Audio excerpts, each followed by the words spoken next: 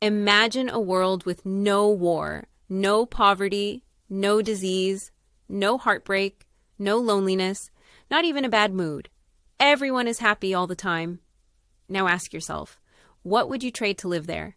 Because in this world, the price is everything that makes you human. Stay with me for the next 10 minutes because by the end, you'll know why this book is called the most accurate prophecy of the 20th century.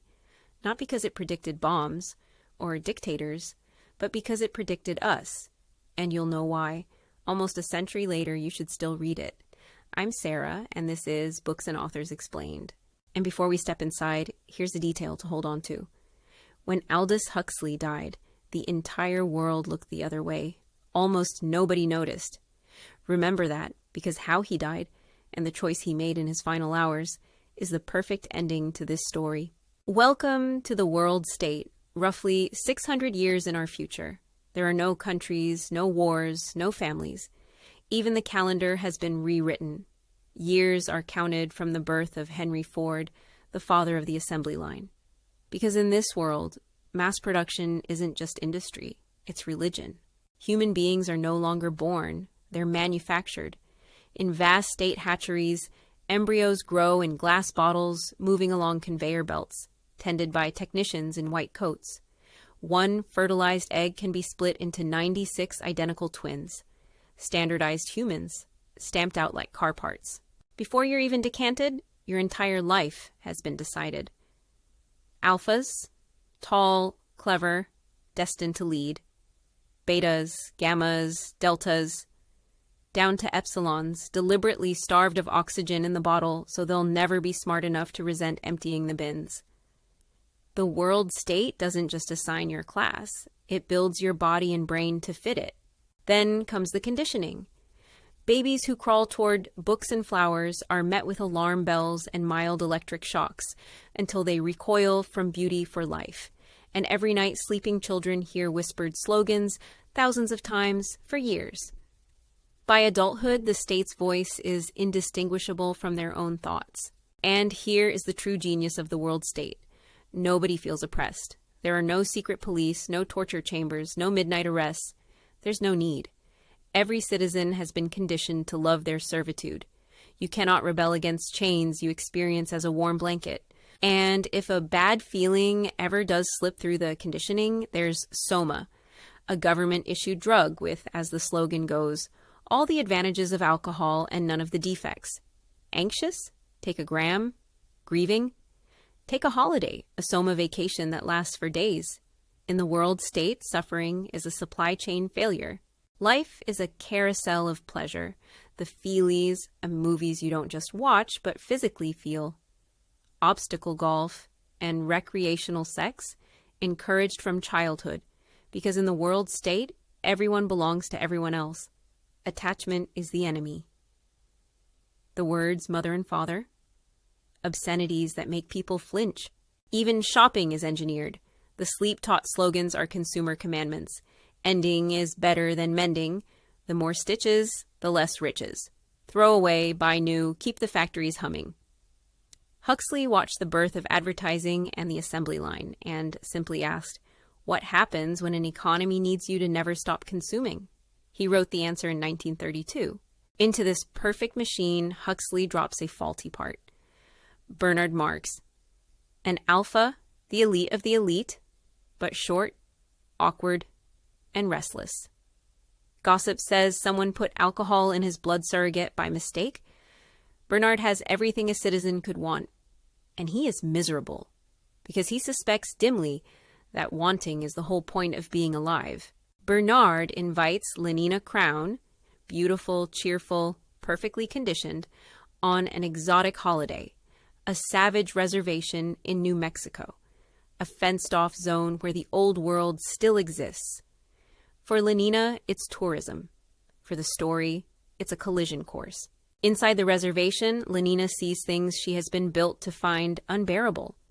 Old age, illness, religion, a mother nursing her own baby. She reaches for Soma like a diver reaching for air. And then they meet someone impossible? A blonde-haired young man among the villagers who speaks in strange, beautiful, antique English. His name is John. His mother, Linda, was a citizen of the world state, stranded here 20 years ago, pregnant, which in her world is the deepest shame there is. And John grew up between two civilizations, belonging to neither, raised on the only book he ever owned, the complete works of William Shakespeare. When John learns he'll be taken to the civilized world, he quotes Shakespeare's The Tempest. Miranda, seeing other humans for the first time. Oh, brave new world that has such people in it. He says it with genuine wonder. And that is where Huxley found his title, a line of pure innocence turned into a knife. In London, John becomes a celebrity overnight. The savage, the ultimate reality show curiosity. Everyone wants to meet him. Nobody wants to understand him. His mother, Linda, home at last, dissolves into a permanent soma haze and quietly dies in a hospital where school children are bussed in to watch. Conditioned to giggle at death, so they'll never fear it. Something in John snaps. He finds workers queuing for their daily soma ration and starts hurling the pills out of a window, shouting that he's come to set them free. The crowd riots, not for freedom, for the soma. The police arrive and calm everyone down by spraying vaporized soma into the air. That lands John in the office of Mustafa Mond, world controller, and into one of the greatest debates in all of literature. Mond isn't a villain. He's brilliant, charming, and completely honest. Humanity, he explains, made a trade. It gave up truth, art, science, and God, and in exchange it got happiness. Stable, universal, guaranteed happiness.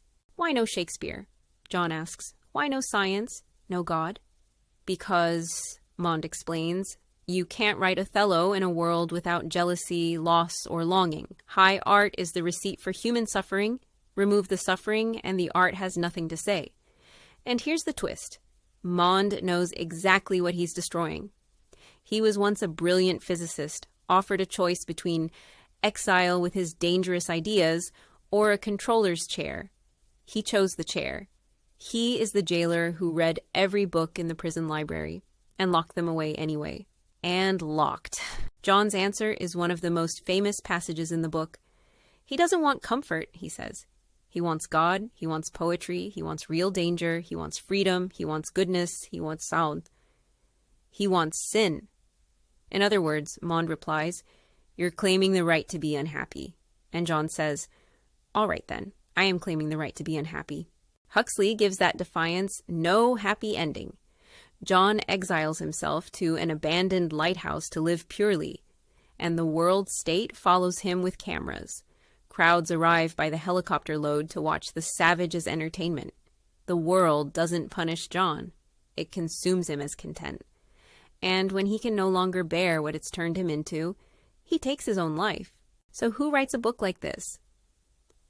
Aldous Huxley was born in 1894 into Britain's closest thing to intellectual royalty.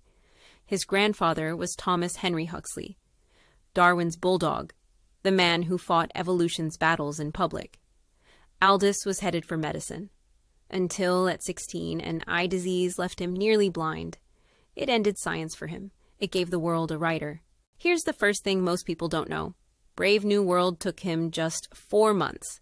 Summer of 1931, in a rented house in Sanary-sur-Mer on the French Riviera, and it started almost as a joke, a parody of H.G. Wells' cheerful scientific utopias. Somewhere in those 4 months, the parody stopped laughing. Second, he'd been carrying the idea for a decade. In his 1921 novel Chrome Yellow, a character casually predicts vast state incubators replacing the family, 10 years before the hatcheries appeared. And the philosopher Bertrand Russell privately grumbled that Brave New World was lifted from his own book on science. And genius, it turns out, comes with a paper trail. And third, the best one. In the early 1920s, Huxley taught French at Eton. One of the teenagers in his classroom was a quiet boy named Eric Blair. You know him as George Orwell. In 1949, when Orwell published 1984, he sent a copy to his old teacher. Huxley wrote back, in effect, impressive, but wrong. Rulers, he said, would discover that conditioning and chemistry control people far more efficiently than boots and prisons ever could. The future, Huxley insisted, would look like his book, not Orwell's. So who won the argument? Orwell imagined control through pain, surveillance, fear, the boot on the face. Huxley imagined control through pleasure, distraction, abundance, endless amusement. The scholar Neil Postman put it perfectly. Orwell feared that what we hate would ruin us. Huxley feared that what we love would ruin us. Now look at your own evening, an infinite scroll engineered by some of the smartest people alive to keep you swiping. Feeds tuned to your dopamine like Soma, tuned to a dose. Entertainment on tap, outrage on tap, comfort on tap. Huxley's point was never that pleasure is evil. It's that nobody needs to take your freedom by force, if you'll trade it away for comfort one tap at a time. And the hatcheries? In 1932, they were satire. Today, embryo screening is a commercial service, and gene editing is a policy debate. The questions Mustafa Mond answered with a shrug, how much should we engineer a human being and who decides, are now questions for parliaments, not novelists. The world wasn't ready to hear it in 1932. Early reviewers dismissed the book. H.G. Wells was reportedly furious at the parody of his utopias, and it went on to become one of the most frequently banned books of the 20th century, attacked from every direction. Too bleak, too indecent, too anti-family, too anti-God. Almost a century later, it has never been out of print. Books that hit a nerve rarely are. And Huxley himself came back to check his own work. In 1958, he published Brave New World Revisited, a non-fiction audit of his predictions, and his conclusion was chilling. The future was arriving far faster than he'd forecast. He'd set his nightmare 600 years away. 26 years later, he was watching pieces of it on the evening news. Which brings us back to the promise from the beginning. Aldous Huxley died on November the 22nd, 1963, in Los Angeles. If that date sounds familiar, it should. It's the day President Kennedy was shot in Dallas. The man who predicted a world glued to its screens died on the one day the entire planet couldn't look away from one. And his final act might be the most Huxley thing of all. Dying of cancer, no longer able to speak, he wrote a note to his wife Laura requesting one last experience, a dose of LSD. She honored it, and he slipped away peacefully within hours. The man who invented Soma, the drug of forgetting, chose chemistry at the end. Not to escape his death, but to meet it wide awake. So, why should you read Brave New World? Because it never asked whether a dictator could take your freedom. It asked something far more uncomfortable. If happiness were guaranteed, and all it cost was everything that makes you human, would you even notice the price? Would you pay it gladly? Huxley couldn't answer that for you. Neither can I. The only way to find out is to read it.